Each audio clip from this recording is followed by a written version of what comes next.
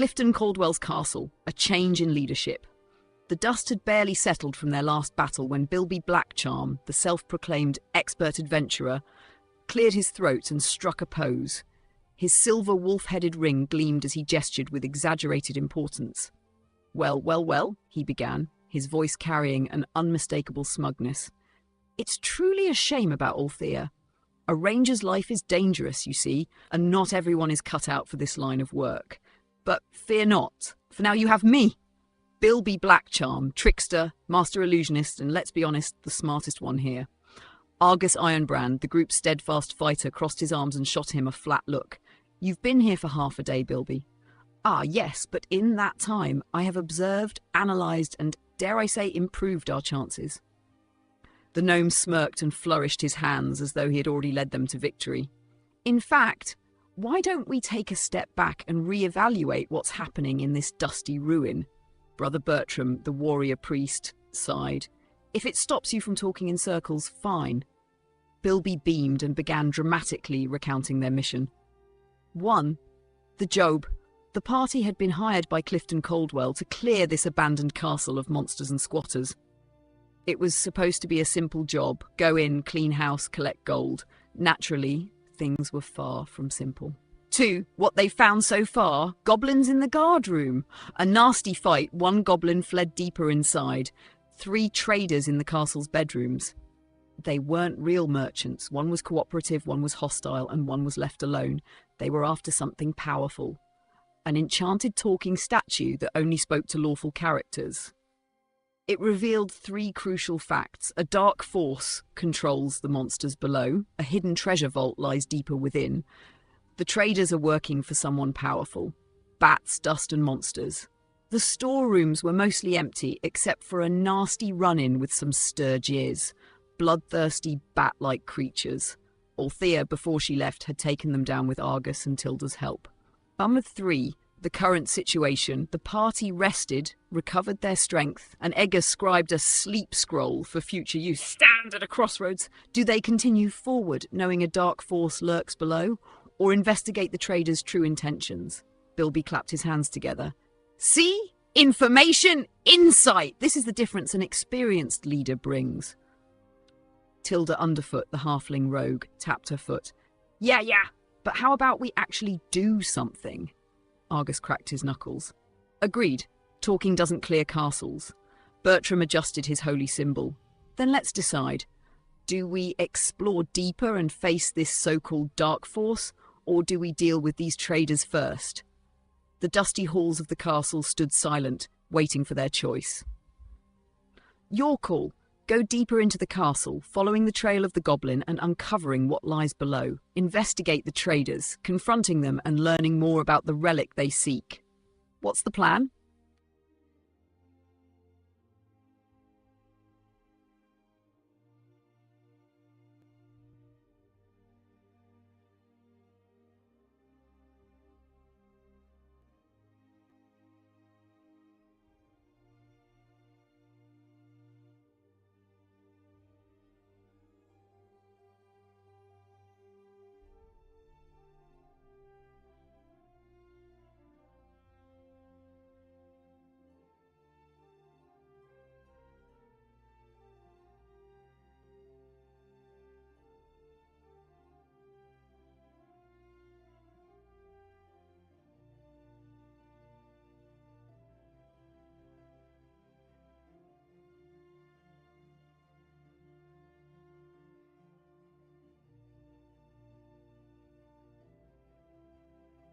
Room 11, the Chapel of Shadows. The heavy double doors creaked as the party stepped cautiously into the dimly lit chapel. Dust motes swirled in the weak sunlight filtering through 2 small windows high on the east wall's ledge. The scent of old wood and cold stone filled the air, mingling with the faint traces of incense long since burned away. Against the northwest wall, an altar stood, its surface adorned with simple religious trinkets, none of value, but unmistakably sacred in their purpose. Several long benches lined the room, though 2 had been crudely shoved into the southeast corner, forming what appeared to be a makeshift bed. A lone woman knelt before the altar. She wore plate mail, the polished steel reflecting the flickering light from a lone candle beside her. A mace rested within arm's reach, its handle worn from use. Her lips moved in silent prayer, her expression unreadable. As the party stepped closer, her gaze flicked toward them. She did not rise, nor did she reach for her weapon. Instead, she offered a slow, measured nod. "You tread upon sacred ground," she said, her voice calm but firm. "If you have come to seek guidance, I shall lead you in worship. If you have come for battle, know that my faith will not break so easily." The acolyte, a chaotic cleric, was clearly no fool. Like the traders they had encountered earlier, she seemed wary of confrontation. Her posture betrayed readiness, but not hostility. Beneath the altar, hidden within a small cabinet, lay 2 vials, potions of healing, though the party had yet to discover them. The party's choice. 1. Engage in worship. The acolyte seems willing to avoid conflict. If the party shows respect, they may gain information, or at least avoid unnecessary bloodshed. 2. Question her. Who is she? What does she know about the dark force in the lower levels? Does she serve the same master as the traders? 3. Search the chapel. If the party investigates the altar and its surroundings, they may discover the healing potions hidden below. 4. Attack. If the party views her as a threat or a rival follower of a dark god, they can strike first.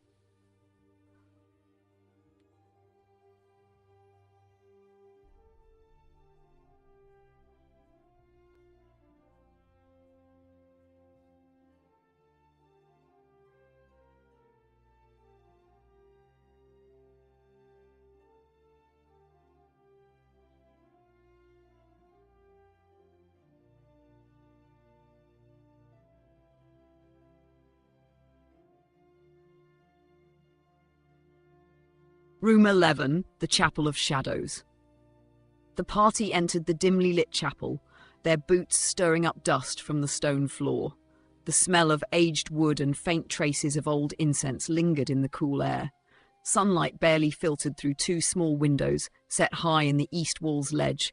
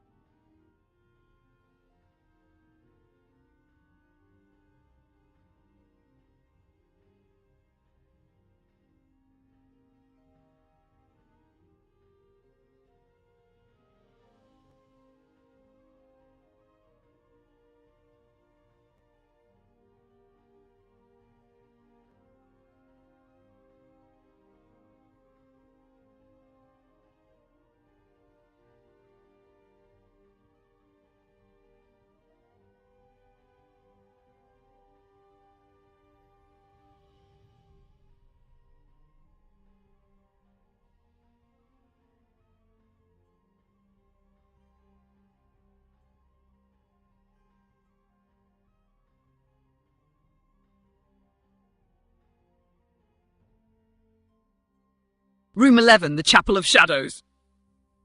The silence stretched, dust drifted lazily in the weak shafts of sunlight. The armoured woman remained kneeling, unmoving, her fingers resting lightly on the mace at her side. Argus exhaled through his nose. "She's not attacking, and I don't start fights, I don't need to." He glanced at the others. "We talk first," Tilda snorted, arms crossed. "Or we search the place while she's busy chanting. She doesn't seem the type to stop us." Brother Bertram frowned, shifting his grip on his holy symbol. "I don't trust her. Worship who, exactly? We should at least find out what she believes." Bilby smirked, tilting his head at the woman. "She's being careful, not desperate. That means she knows something." He flicked a bit of dust from his sleeve. "Let's see what she's willing to share." Edgar adjusted his spellbook under his arm. "If she's aligned with the traders, we need to know. No point fighting if we don't have to. The decision had been made. Party chooses to question her." The cleric's gaze flicked between them as they stepped forward. "We'll take your offer. Prayer can wait." Bertram's voice was firm. We have questions." The armoured woman remained kneeling for a moment longer, then slowly rose to her feet, her armour shifting with the movement. "Then speak." "What does the party ask?" Guy.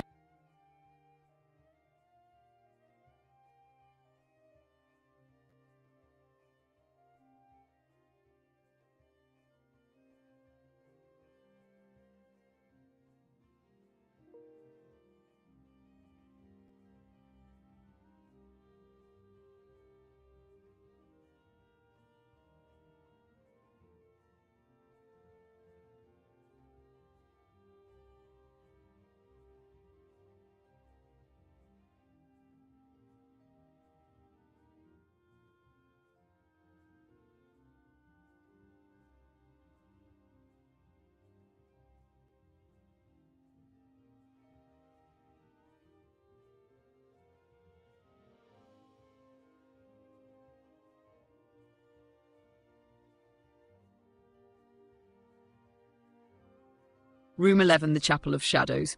Argus stepped forward, arms crossed. "We've run into some so-called traders holed up in this place. They weren't too eager to chat." His gaze hardened. "What do you know about them?" The armoured woman studied him for a moment before responding. "They are scavengers, little more." Her voice was calm but dismissive. "Seeking what they do not understand, they believe this castle hides a relic of power." She gave a slow shake of her head. "If such a thing ever existed, it is beyond their reach." Tilda tilted her head. "And yet, here you are, still kneeling in the dust." She gestured around the chapel. "Why? What's keeping you here?" For the first time, the woman's expression faltered just slightly.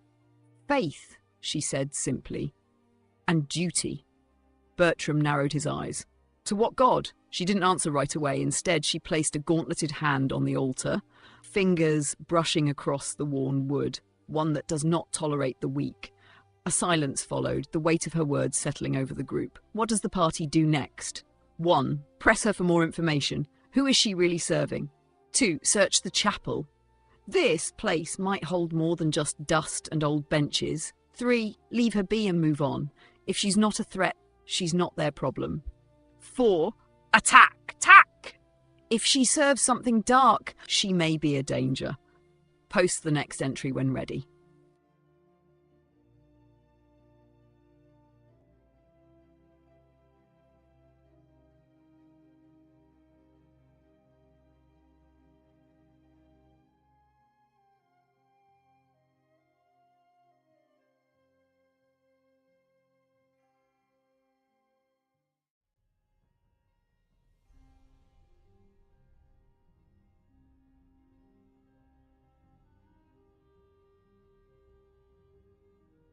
Room 11, the Chapel of Shadows. Argus squared his shoulders, his patience wearing thin. "This castle was sold to Clifton Caldwell. Whatever claim you think you have here, it's gone. You should leave." The woman's expression remained unreadable, though a small, knowing smile tugged at the corner of her lips. "Ownership is a fleeting thing," she said, her voice measured. "Men like Caldwell believe coin gives them power, but power is taken, not bought." She gestured around the chapel.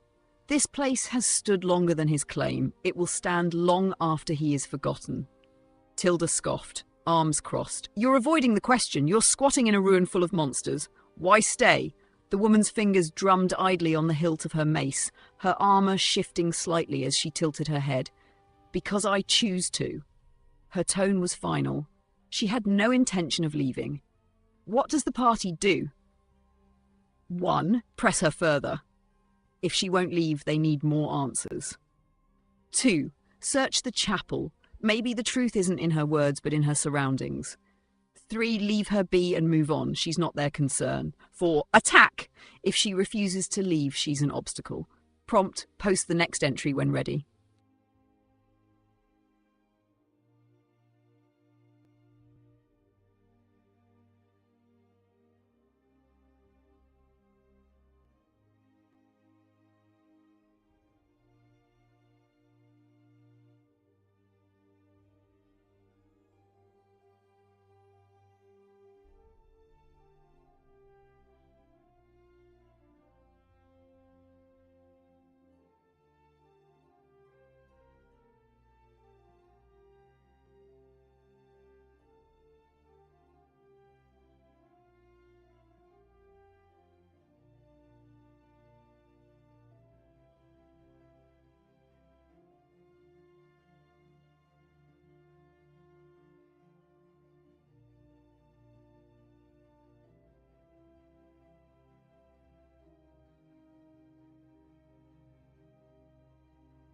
Room 12. The tower room. The party left the chapel behind, stepping back into the dim corridors of the castle.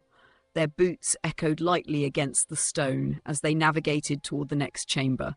A cool draught greeted them as they stepped into the circular room, 40 feet across, its walls lined with 8 evenly spaced openings. The windows stretched from waist height to head height, clearly designed for defense. Arrow slits, giving a commanding view of the outside. Argus ran a hand along the edge of one. Good vantage point. Anyone holed up here with a bow could make a fight miserable. Tilda peeked through another slit, frowning. Yeah, well, lucky for us, no one's home. The tower room was empty, no monsters lurking, no signs of recent use. The only movement was the dust swirling lazily in the cold air, seeping through the narrow windows. Bilby clasped his hands behind his back. A shame, really. A proper ambush here would have been thrilling. Edgar exhaled, rubbing his arms. Nothing here. Let's move before the draft turns us into ice sculptures. The room is empty. What does the party do? 1. Search the room carefully. Just because it looks empty doesn't mean it is. 2. Look through the arrow slits. A moment to observe the outside might be wise. 3. Move on to the next area. No reason to linger in an empty space. Post the next entry. Room 13, the utility room. The party moved deeper into the castle, their footsteps echoing faintly through the corridors. When they stepped into the next chamber, they were greeted by the same cold draft from before. Like the previous room, the north wall featured a ledge, about 7 feet high, with 2 small windows set above it.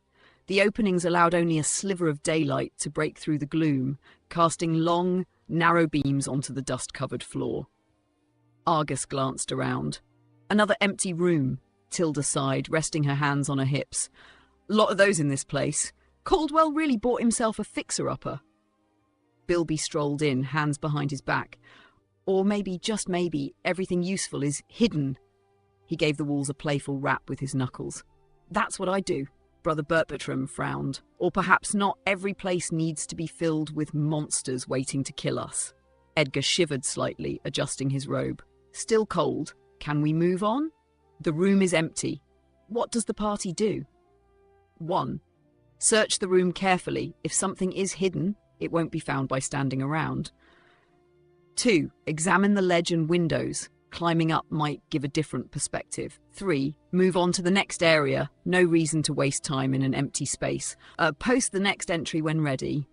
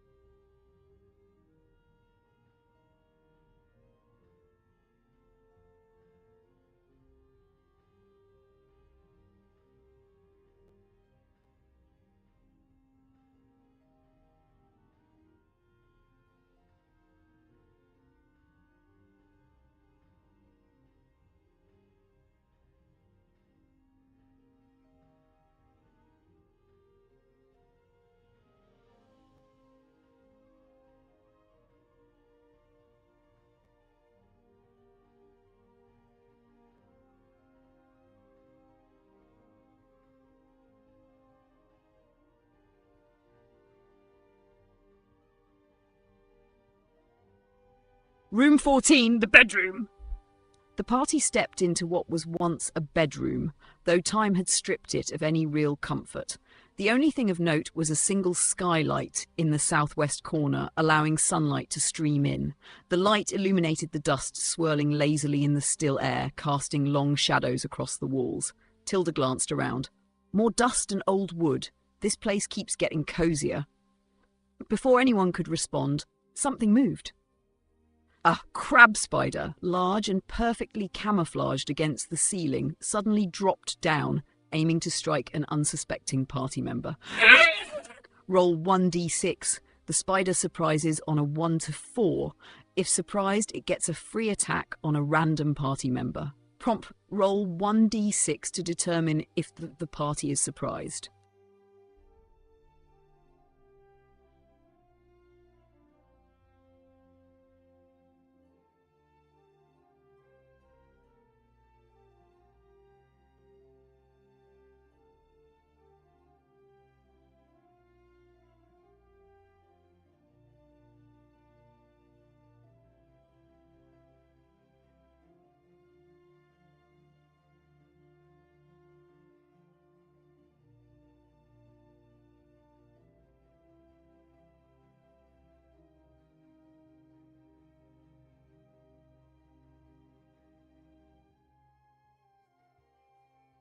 Room 14, need the better reaction. The crab spider lunges, fangs flashing, but Bertram twists away at the last moment. The creature misses, its legs skittering against the floor as it lands beside him. The party has recovered from surprise. Weapons are drawn, spells are prepared, the fight is on. Combat begins. Roll initiative. 1d6 for the party, 1d6 for the spider. Higher roll acts first. Roll 1d6 for initiative.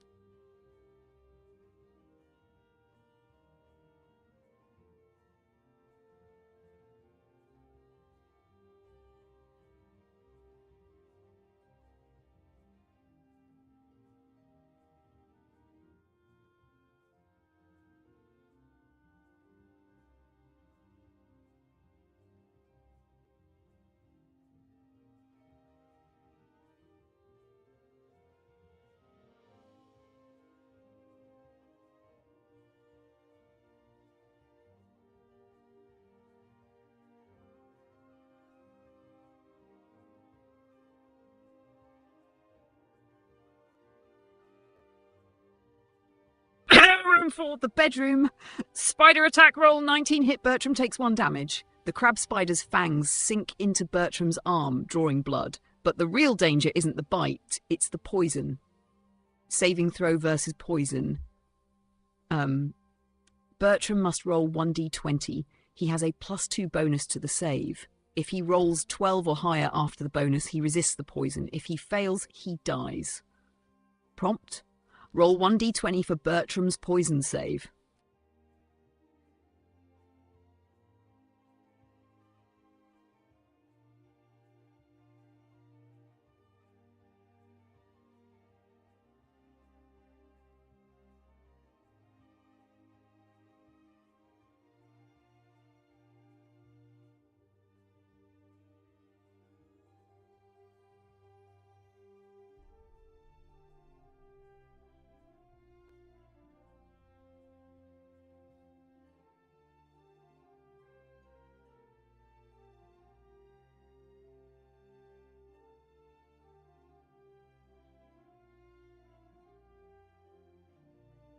Room 14, the bed raving throw, natural 20, critical success.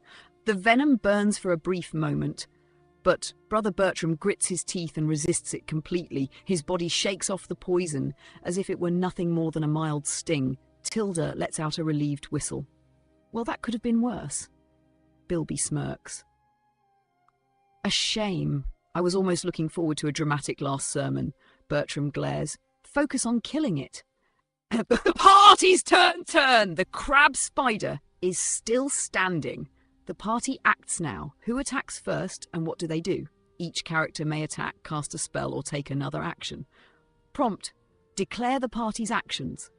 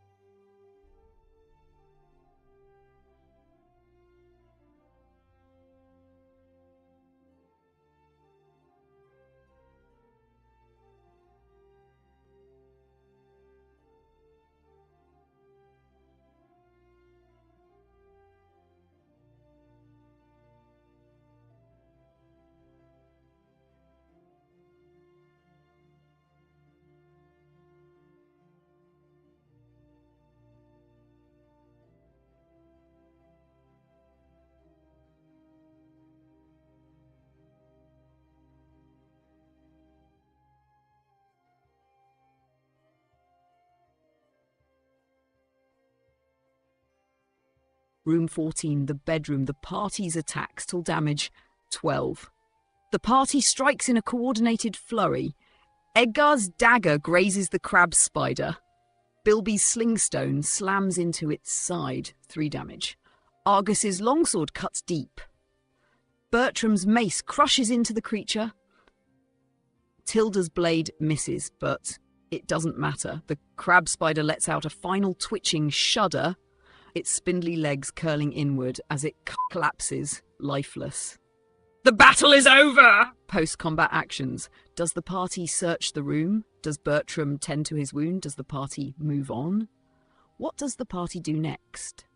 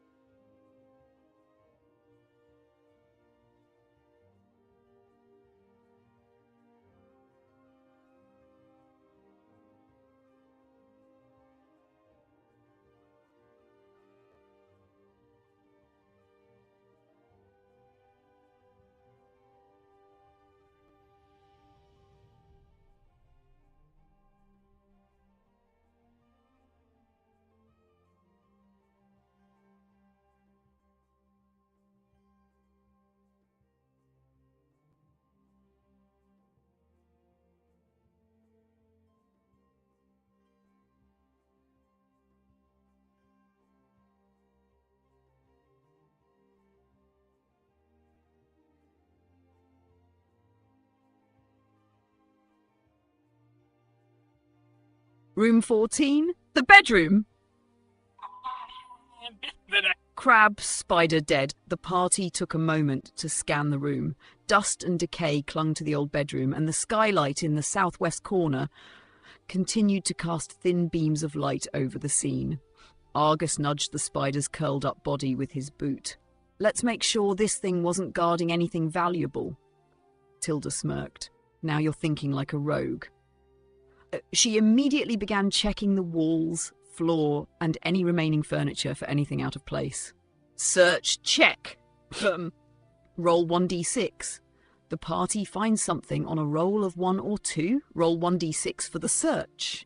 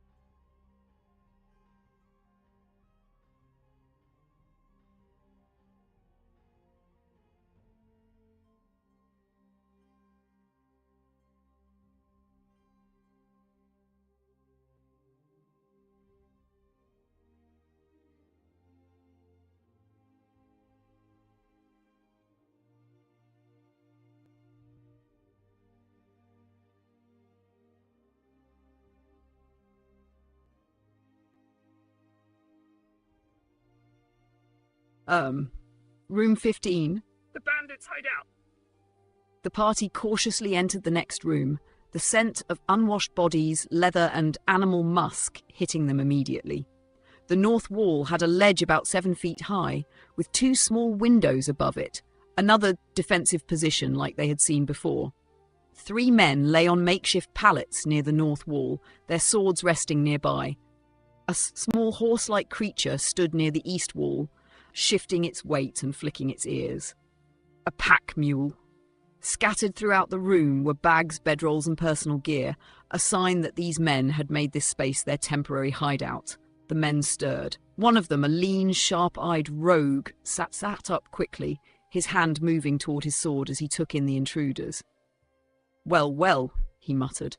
"Didn't expect company." The other 2 bandits sat up as well, muscles tensing. They weren't immediately hostile, but they were watching closely. Bilby adjusted his cloak, smirking. "A bit cramped for a hideout, don't you think?" Argus rested a hand on his longsword, but didn't draw. "You're not traders, are you?" The lead bandit gave a slow grin. "Not exactly, but we could be reasonable men. Just depends on what you want." The mule stomped its hoof, shifting in the corner. The room felt tense. This could go several ways. What does the party do? 1. Negotiate. Talk to the bandits, see what they know, or if they'll leave peacefully. 2. Threaten. Intimidate them into surrendering or giving up valuables. 3. Attack. No chances taken. Draw weapons and fight. 4. Observe. Stall. Look around the room and wait for an opportunity. Prompt. What does the party do?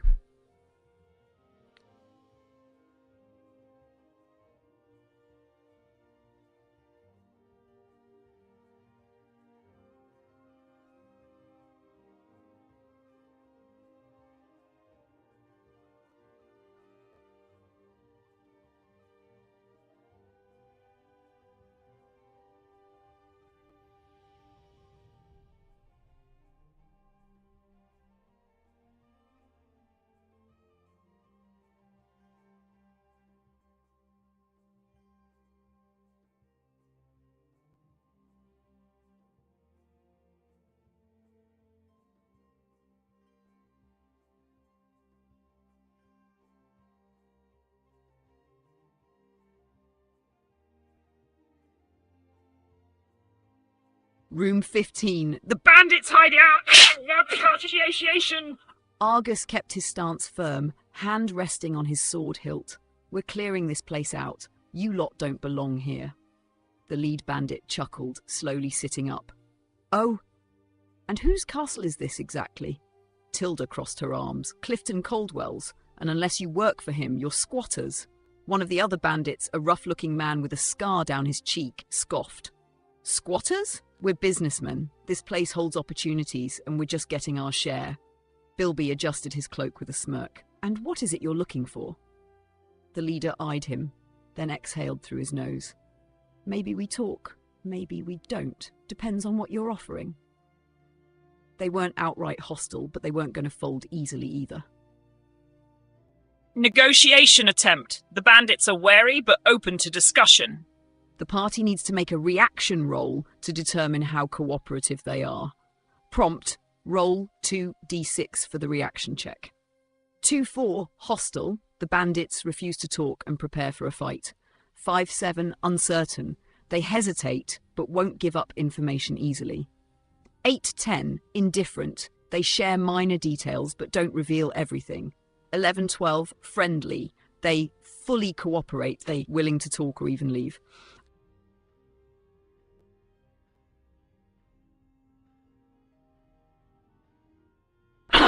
Room 15, the bandits' hideout! A 9, indifferent response. The lead bandit studied the party for a long moment, then shrugged. No reason for blood today. He stretched his arms and stood, though he didn't reach for his weapon. "Look, we don't work for Caldwell, and we don't plan on staying here forever. We're after something valuable, same as everyone else crawling around this place." Tilda raised an eyebrow. "That relic, right?" The scarred bandit frowned but didn't deny it. The leader chuckled. "You're sharper than you look." Bertram narrowed his eyes. "And who are you working for?" The bandit's grin faded slightly. "Ourselves." He glanced at his companions, then back at the party. "Though I won't lie, some people out there are interested in what's buried under this place. We just figured we'd get to it first." He tapped the hilt of his sword idly. Now, if you're not here to fight, maybe we go our separate ways, unless you've got an offer that makes it worth our time to keep talking. The mule snorted, shifting its weight near the bags and supplies, but the bandits didn't seem to care much about it yet. No. The party's options. 1. Push for more information. The bandits know something about the relic or the forces at work here. 2. Let them go. Avoid a fight and move on. 3. Demand their treasure. They clearly have valuables. Do they deserve to keep them? 4. Attack. They're thieves. Maybe they shouldn't walk away so easily. Prompt. What does the party do?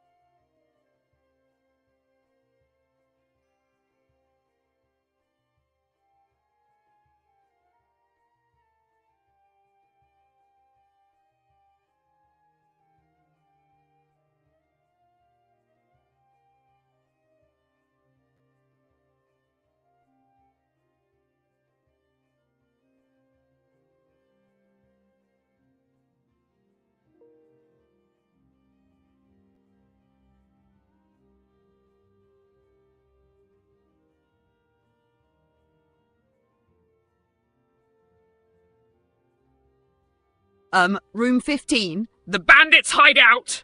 12, friendly response! The bandit leader chuckled, shaking his head. All right. No need to get all serious. I'll tell you what we know. He gestured toward the bags and scattered supplies around the room. We've been here long enough to hear things. Whispers from the shadows, rumours from the traders. You're not the only ones looking for that relic. Tilda raised an eyebrow. Yeah, figured. But what exactly is it? The leader crossed his arms. That's the thing. We don't know for sure. Some say it's an artifact, others say it's a weapon. But whatever it is, it's old and powerful. His smirk faded slightly. And it's buried deep in this place. Guarded. The creatures upstairs? Just the riffraff. What's waiting below? That's the real danger. Bertram frowned. You've been down there? The bandit shook his head. Not stupid enough. But we've seen things. Heard things. He leaned in slightly. Figures moving in the dark, voices speaking a language no man should know. And the traders? They're not just looking for treasure, they're following orders.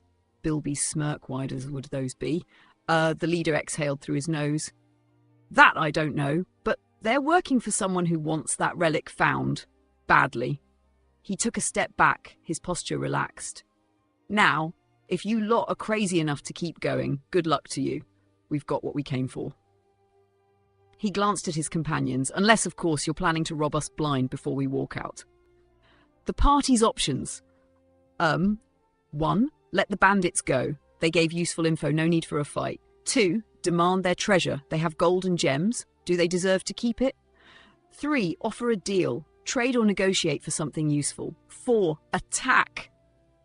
Bandits are still bandits, and they might cause trouble later. Prompt. What does the party do?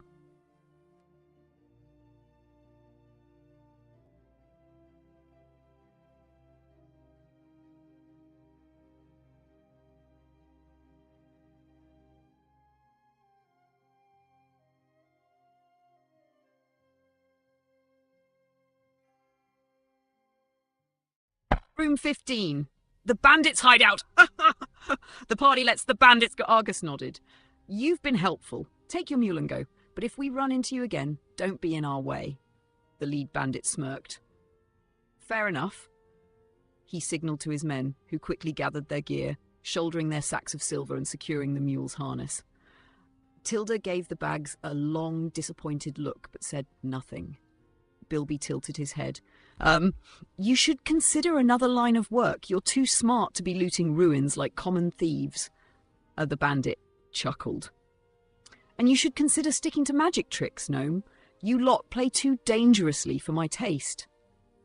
With that, the bandits made their way out, vanishing into the castle's dim corridors. Their mules' hooves clopped against the stone, fading into the distance. Edgar exhaled, rubbing his temple. Well, that was surprisingly civil. Bertram tightened his grip on his holy symbol. They're still thieves, but I suppose we have bigger problems. XP gained. Since the party resolved the encounter without combat, they do not gain XP for defeating the bandits. However, their role-playing and negotiation reward them. A